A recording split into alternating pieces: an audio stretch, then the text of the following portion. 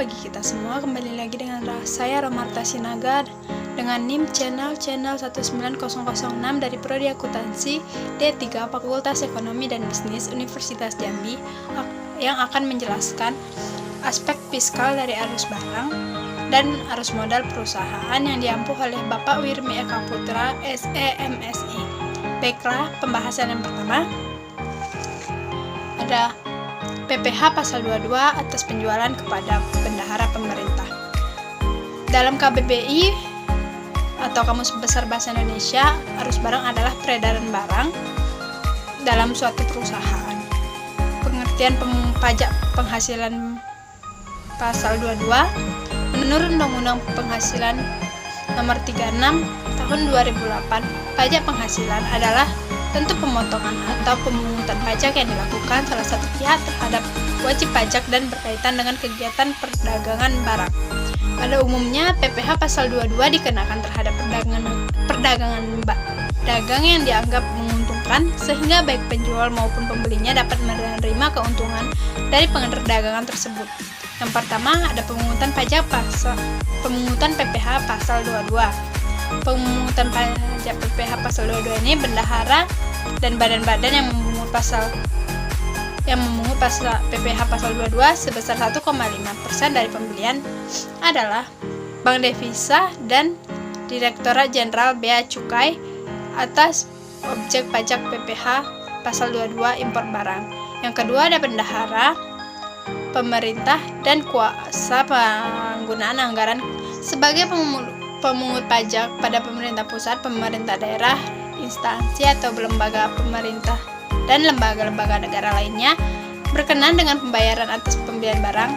Yang ketiga ada bendahara pengeluaran berkenaan dengan pembayaran atau pembelian barang yang dilakukan dengan mekanisme uang persediaan atau UP.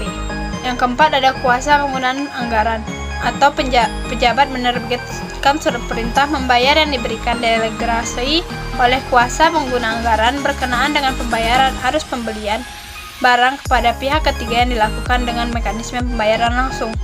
Yang kelima ada badan usaha milik negara atau BUMN, yaitu badan usaha yang seluruh atau sebagian besar modalnya dimiliki oleh negara melalui penyertaan secara langsung yang berasal dari kekayaan negara yang dipisahkan yang meliputi seperti PT Pertamina, PT Perusahaan Listrik Negara, PT Gas Negara, PT Telekomunikasi Indonesia, PT Garuda Indonesia, PT Pembangunan Perumahan, PT Wijaya Karya, PT Adikarya, PT Humatama Karya, Krakatau, bank-bank badan usaha milik negara berkenaan dengan pembayaran atau pembelian barang dan bahan untuk keperluan kegiatan usahanya. Yang keenam ada industri dan ekspor yang bergerak dalam bidang sektor kehutanan, perkebunan, pertanian, dan perikanan atas pembelian bahan-bahan dari pedagang pengumpul untuk keperluan industrinya atau ekspornya. Yang ketujuh ada industri atau badan usaha yang melakukan pembelian komoditas tambang batubara, mineral logam, dan mineral bukan logam dari bahan atau orang pribadi pemegang izin atau pertambangan. Selanjutnya ada PPh 22 atas transaksi industri tertentu dan penjualan BBM, gas, dan pelumas. Atas transaksi yang berhubungan dengan industri tertentu yang terdiri atas berikut. Ada industri semen, penjualan semua jenis semen dikenakan tarif PPh 22 sebesar 0,25 dari harga jual. Industri kertas, penjualan kertas dikenakan tarif PPh 22 sebesar 0,10% dari harga jual. Yang ketiga ada industri baja, penjualan baja dikenakan PPh 22 sebesar 0,30% dari harga jual. Yang keempat ada industri otomotif, penjualan semua jenis kendaraan bermotor roda 2 atau lebih, tidak termasuk alat berat, dikenakan tarif PPh 22 sebesar 0,45% dari harga jual PPh 22 terutang dan dipungut pada saat penjualan. Penyetoran PPh tersebut wajib disetorkan ke kas negara melalui kantor pos, bank devisa atau bank yang ditujukan oleh Menteri Keuangan dengan menggunakan surat setoran pajak selambat-lambatnya tanggal 10 bulan berikutnya dari laporan SPT ke KPP selambat-lambatnya tanggal 20 bulan berikutnya. Produsen atau importir BBM, BBG dan Pelumas sebagai pemungutan PPh 22 atas penjualan BBM, BBG dan Pelumas. Apabila penjualan dilakukan pada penyaluran atau agen, maka PPh 22 bersifat final. Tetapi apabila penjualannya bukan kepada penyalur atau agen, maka pemungutan PPh 22 bersifat tidak final. PPh 22 dipungut pada saat penerbitan surat perintah pengeluaran barang. Penyetoran PPh diwajibkan disetor ke kas negara melalui kantor pos, bank devisa, atau bank yang dituju oleh Menteri Keuangan menggunakan SSP. Yang ketiga ada PPh pasal 23,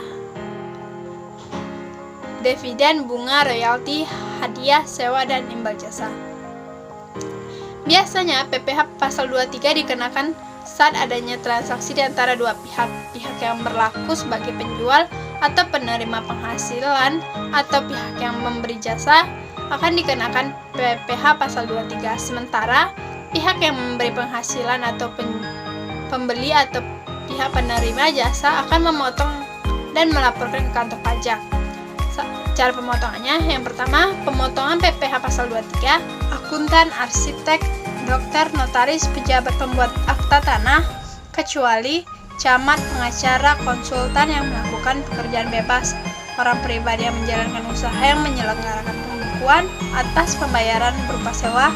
Wajib pajak orang pribadi ini hanya melakukan pemotongan PPh pasal 23 atas sewa selain tanah dan bangunan saja. Yang kedua ada penerima penghasilan yang dipotong PPh pasal 23. Jenis penghasilan yang dikenakan PPh pasal 23, secara umum hampir semua penghasilan bisa dikenakan ketentuan PPh pasal 23. Yang pertama ada dividen. Yang kedua bunga termasuk premium, diskonto, dan imbalan sehubungan dengan jaminan pengembalian utang. Yang ketiga ada royalti. Yang keempat hadiah, penghargaan, bonus, dan sejenis selain yang dipotong pajak penghasilan. Yang kelima sewa dan penghasilan lain sehubung dengan penggunaan harta. Yang keenam imbal jasa sehubungan dengan jasa teknik, jasa manajemen, jasa konstruksi, jasa konsultan, dan jasa lain selain jasa yang dipotong PPh. Jenis penghasilan yang dikecualikan PPh pasal 23. PPh pasal 23 juga mengatur beberapa penghasilan yang tidak dikenakan pajak dengan rincian daftar sebagai berikut. 1. Penghasilan yang dibayar atau terutang kepada bank. Yang kedua, sewa yang dibayar atau terutang sehubung dengan sewa guna usaha hak opsi. Yang ketiga, dividen atau bagian laba yang diterima atau diperoleh perseroan terbatas sebagai wajib pajak dalam negeri, koperasi, dan BUMN atau BUMD dari penyertaan modal pada badan usaha yang didirikan dan berkedudukan di Indonesia dengan syarat sebagai berikut. Dividen berasal dari cadangan laba yang ditahan, bagian perseroan terbatas, BUMN, BUMD, kepemilikan saham pada badan yang memberikan dividen paling rendah 25% dari jumlah modal yang disetor. Bagian laba yang diterima atau diperoleh anggota dari perseroan komanditer yang modalnya tidak terbagi atas saham-saham persekutuan, perkumpulan, firma, dan kongsi termasuk pemegang unit penyertaan kontrak investasi kolektif. Sisa hasil usaha koperasi yang dibayarkan koperasi kepada anggotanya, penghasilan yang dibayar atau terutang kepada badan usaha atau jasa keuangan yang berfungsi sebagai penyalur pinjaman atau pembiayaan. Tarif dan objek pajak PPh pasal 23. Tarif dari pajak penghasilan PPh pasal 23 dikenakan atas dasar pengenaan pajak atau jumlah bruto dari penghasilan.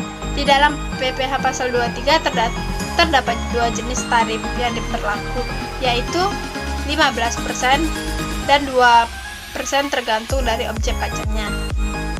Berikut adalah tarif dan objek pajak yang terkena PPh pasal 23 yang berlaku di Indonesia. Yang pertama, dikenakan 15% dari jumlah bruto atas dividen kecuali pembagian dividen kepada orang pribadi, dikenakan final, bunga, dan royalti. Yang kedua, hadiah dan penghargaan selain yang telah dipotong PPh pasal 23. Yang kedua, dikenakan 2% dari jumlah bruto atau atas sewa dan penghasilan lain sehubung dengan penggunaan harta, kecuali sewa tanah atau bangunan. Yang ketiga, dikenakan 2% dari jumlah bruto atas imbalan jasa teknik, jasa manajemen, jasa konstruksi, dan jasa konsultan. Yang keempat, dikenakan 2% dari jumlah bruto atas imbalan jasa lainnya. Yang keempat, untuk tidak ber-NPWP dipotong 100% lebih tinggi dari PPh pasal 23. Yang dimaksud dengan jumlah bruto adalah seluruh jumlah penghasilan yang dibayarkan, disediakan, dibayarkan, atau telah jatuh tempo pembayarannya oleh badan pemerintah, subjek pajak dalam negeri, penyelenggaraan kegiatan, bentuk usaha tetap, dan perwakilan perusahaan luar negeri lainnya kepada wajib pajak dalam negeri atau bentuk usaha tetap. Sekian dari penjelasan saya, semoga bermanfaat. Salam sejahtera bagi kita semua.